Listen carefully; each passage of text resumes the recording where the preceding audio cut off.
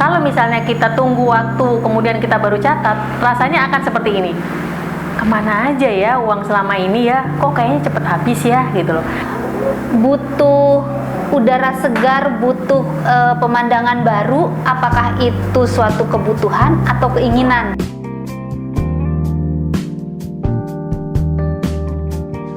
Hai, Assalamualaikum warahmatullahi wabarakatuh.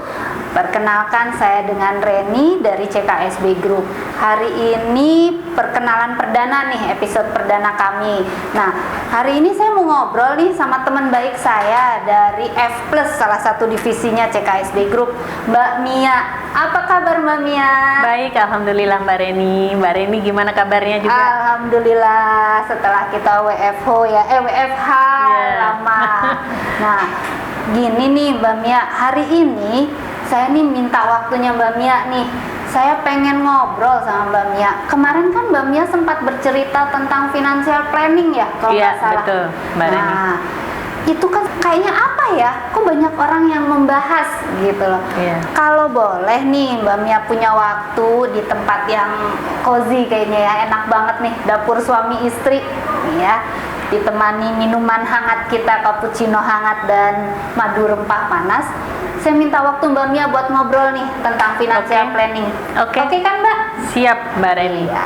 Nanti saya mau tanya-tanya nih. Diminum dulu Mbak sebelumnya. Ayo, mari. Ya, Mbak Mi, kita ngobrol nih sekarang. Aku pengen tahu nih, kemarin kan Mbak Mia bercerita tentang definisi dari financial planning. Kalau menurut Mbak Mia kemarin itu, kalau aku nggak salah tangkep ya, financial planning itu adalah sebuah proses di mana individu itu berusaha untuk memenuhi tujuan-tujuan finansial yang ingin dia inginkan di masa depan itu secara komprehensif. Komprehensif itu maksudnya gimana ya Mbak? Oke Mbak Reni, jadi kemarin sempat dijelaskan kalau financial planning itu adalah mengatur pengelolaan keuangan kita secara komprehensif. Apa sih yang dimaksud komprehensif itu? Maksudnya komprehensif itu adalah secara bahasa keuangan hingga penny terkecil kita tahu aliran dana kita itu mau disalurkan kemana sih gitu loh. Jadi nggak ada yang namanya dana kebuang, nggak tahu, nggak tercatat, itu kita hindari sama sekali. Jadi kalau misalnya kita dapat contoh pendapatan 3 juta. Dari 3 juta itu secara komprehensif kita akan mengelola totally 100% dari 3 juta itu. Kemana sih dananya ini? Ini yang dimaksud komprehensif itu secara basic ya, general. Seperti itu sih penjelasannya Mbak Reni. Berarti sampai 1 rupiah pun kita harus tahu kemana. Padahal kadang-kadang kan nih misalnya ya Mbak, kalau saya sering kejadian nih, yang pasti yang lain juga pasti sering kejadian. Kita belanja ke warung aja yang paling gampang nih, beli ini. Kadang saya tuh kalau menghitung misalnya gini, 100 misalnya beli jagung harganya 4.550, 50-nya nggak saya hitung, kadang-kadang saya buletin 4.600 buat menghitungnya gitu. Bisa sampai rumah 4.500 jagungnya ini segini, tapi ntar kadang saya juga jadi mikir, uang saya kok ada yang hilang ya. Mungkin maksud Mbak Mia adalah seperti itu ya Mbak? Iya, more or less seperti itu Mbak Reni. Jadi kenapa secara komprehensif itu maksudnya detail? Rupiah terkecil itu bukannya seperti kita itu serupiah aja kok dihitung sih, bukan seperti itu sebenarnya. Jadi dengan kita mengetahui aliran kekayaan kita itu kemana, kita jadi punya data untuk mengelola. Biarpun uang itu misalnya kita sedekahkan atau melakukan hal-hal positif lainnya, seperti Mbak Reni bilang, beli jagung 4.550. Dengan kita mencatat setelah belanja, itu memudahkan kita tahu aliran dana kita kemana sih gitu loh. Kalau misalnya kita tunggu waktu, kemudian kita baru catat, rasanya akan seperti ini. Kemana aja ya uang selama ini ya? Kok kayaknya cepet habis ya gitu loh. Dengan mencatat itu detail, kita jadi tahu, dan di akhir bulan kita akan tahu berapa persen sih kekayaan kita yang kita pakai untuk kebutuhan kita yang benar-benar rutin, mana yang berapa persen yang kita sedekahkan. Nah, sebenarnya dari situ kita bisa lebih mudah untuk melakukan perencanaan keuangan untuk kedepannya. Jadi apa yang saya lakukan selama ini lumayan salah ternyata ya. Biasa ibu-ibu seperti itu, mencari gampang. Iya. Nah, terus gini nih Mbak, kalau menurut Mbak Mia kan kemarin itu ada 2 elemen penting nih, yaitu pengelolaan kekayaan dan perencanaan untuk hari tua. Iya, Yang betul. saya pengen tahu nih Mbak, maksudnya pengelolaan kekayaan dan perencanaan hari tua itu apa? Apakah pengelolaan kekayaan itu seperti yang tadi gitu sampai terkecil? Kemudian kalau perencanaan hari tua apakah itu termasuk misalnya kayak sekarang nih asuransi atau tabungan berjangka? Apakah seperti itu atau gimana tuh Mbak? Oke, jadi memang ada 2 elemen penting dalam financial planning, itu pengelolaan keuangan untuk saat ini dan kemudian untuk merencanakan keuangan ke depannya. Pengelolaan keuangan hari ini adalah pendapatan yang kita kelola untuk kelangsungan hidup kita pada masa ini. Tapi kan kita juga tidak bisa menyampingkan bahwa suatu saat kita akan menjadi tua, kita akan pensiun. Yang diistilahkan orang-orang adalah hari Minggu kita tidak dapat penghasilan, tetapi expense tetap berjalan. Nah, itu yang kita perlu persiapkan. Bagaimana cara mempersiapkannya? Yaitu masuk sedikit ke dalam pengelolaan hari-hari kita yang sekarang ini, kita sisihkan. Idealnya 10% dari pendapatan kita untuk hari tua.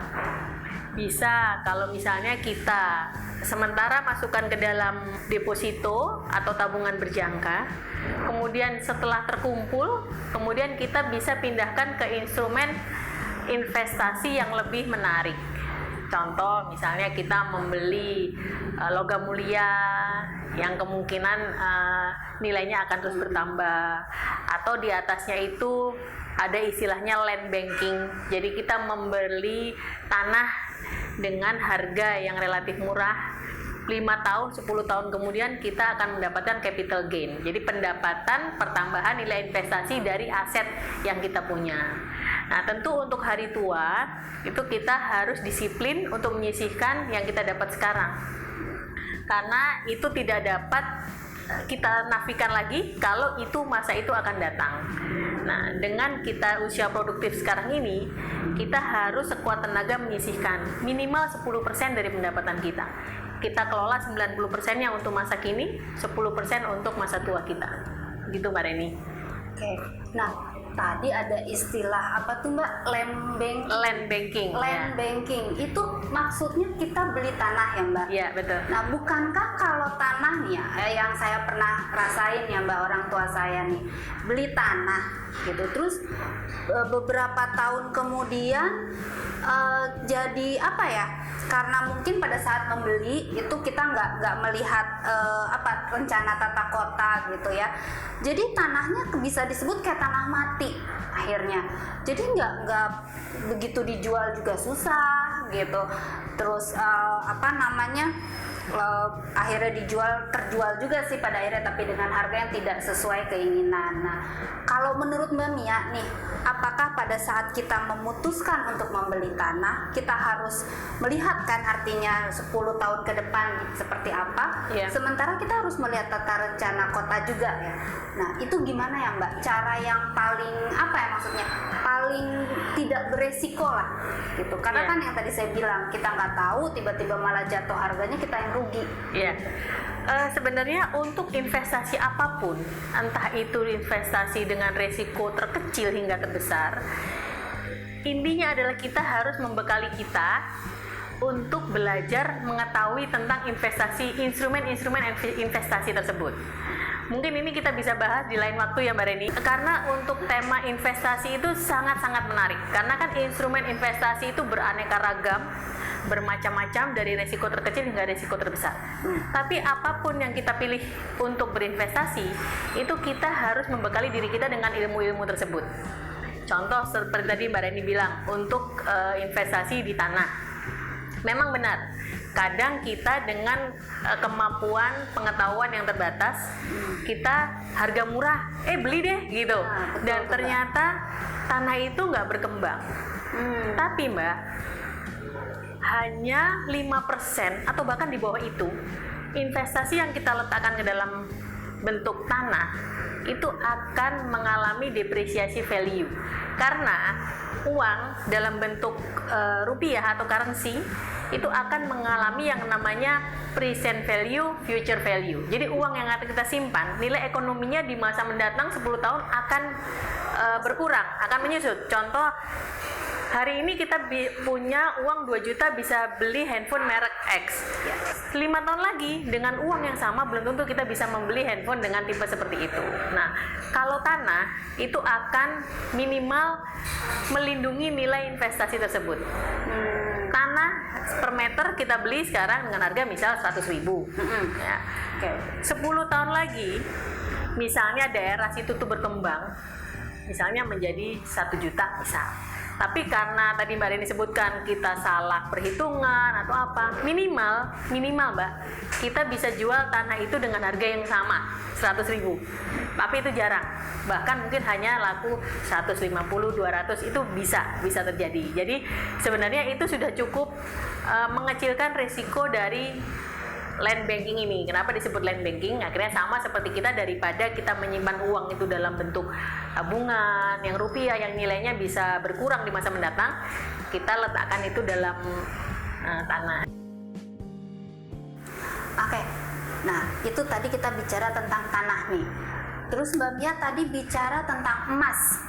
Itu gimana ya Mbak? Kan kalau sekarang emas nih kita tahu harganya naik, bahkan kemarin naik 2 kali lipat ya Mbak ya. Saya nyesel nggak beli emas. Itu naik 2 kali lipat tapi tiba-tiba turun lagi. Nah itu gimana tuh Mbak ceritanya Mbak? Kalau misalnya kita investasi dalam emas. Oke. Jadi emas itu dalam instrumen investasi dia memegang resiko terkecil, tapi mungkin minimal dari tingkat interestingnya, maksudnya dari tingkat agresifnya. Karena emas itu adalah fungsinya itu untuk melindungi kekayaan kita dibanding rupiah. Nah, menangnya emas itu Mbak Reni, dia bisa mengikuti inflasi. Jadi pada saat masa ke depan emas itu akan mengikuti tingkat inflasi. Kalau uang kita itu dalam bentuk rupiah, tentu kita akan tergerus dengan nilai inflasi yang tadi sudah sempat saya analogikannya dengan sekian X, future value, present value. Nah, emas sebenarnya itu bukan nilai investasi yang agresif, karena itu hanya melindungi keuangan kita. Nah, tadi Mbak Reni sebutkan, kenapa kok tiba-tiba bisa turun, bisa naik. Nah, itulah di situ letak mungkin salah satu sisi negatif, tapi saya juga nggak bisa bilang negatif, karena emas itu suatu saat eventually dia akan naik lagi ke posisi yang kita beli atau bahkan di atasnya itu. Jadi memang investasi emas itu tidak untuk dijual belikan dalam waktu dekat, tapi kita simpan untuk jangka panjang. Minimal mungkin dengan kondisi inflasi yang tidak terlalu banyak seperti sekarang, mungkin sekitar 6 bulan, 7 bulan itu kita sudah bisa dapat harga yang sama. Iya, betul. Nah, apakah kalau emas nih, bicara emas, kalau saya kebayangnya emas itu berarti saya beli gelang emas, kalung emas gitu kan. Tapi kalau beli perhiasan emas, masa kita pakai semua? Nggak mungkin. Apakah lebih baik saya membeli dalam bentuk perhiasan yang sudah jadi, atau saya beli dalam bentuk yang kotak-kotak kecil itu loh Mbak, yang logam kayak logam mulia. Itu lebih bagus mana ya Mbak? Nah, sebenarnya itu disesuaikan dengan kebutuhan Mbak Reni sendiri dan keinginan pribadi.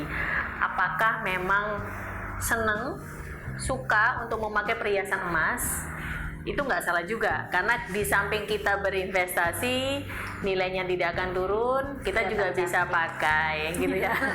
Cuman kalau untuk nilai investasi secara ekonomi, lebih disarankan untuk membeli dalam bentuk logam mulia. Karena tidak ada biaya-biaya untuk membuat perhiasan. Jadi betul. Perhiasan itu misalnya kalung dengan berat 5 gram. Harga 5 gram kita hitung misalnya 1 juta per gram, jadi 5 juta. Dengan ongkos tukang segala macam, ongkos pembuatan bisa jadi 7,5 juta. Nah, 2,5 juta itu kalau misalnya kita tidak pakai, tidak gunakan, akan menjadi cost yang mana BEP-nya kita makin lama, Mbak Reni. Gitu.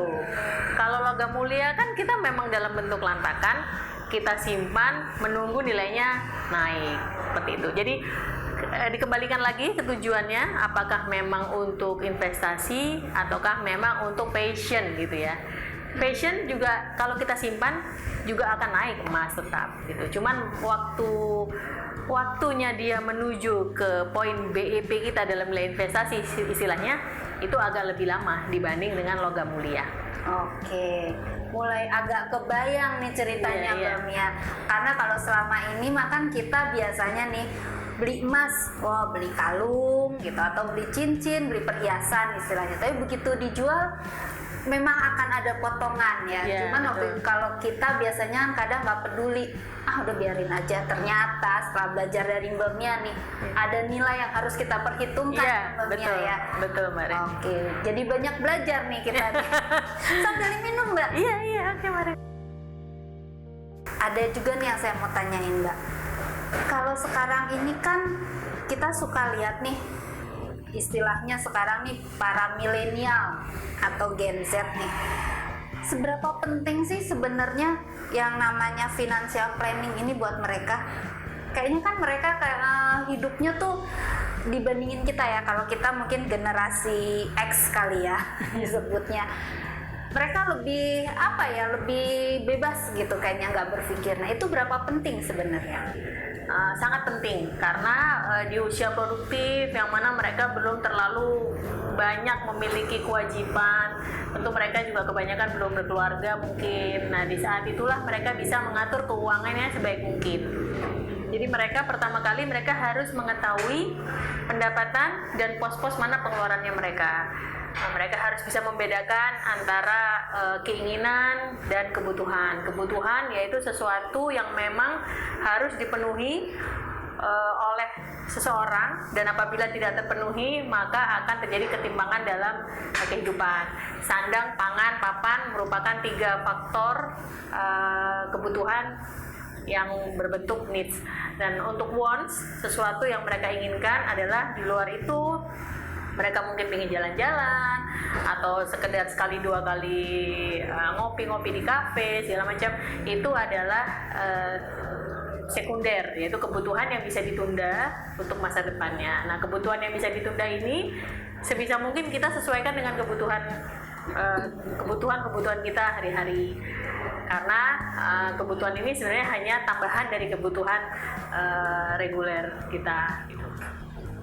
Jadi nih Mbak, seharusnya itu para milenial atau Gen Z tuh agak menahan diri kali ya Mbak ya, maksudnya nggak yang kan kalau sekarang nih mereka kayaknya kalau nggak nongkrong di kafe kayaknya nggak oke, nggak jalan-jalan terus nggak share di IG kayaknya nggak oke gitu. Jadi sebaiknya mereka lebih menahan diri kali ya Mbak ya.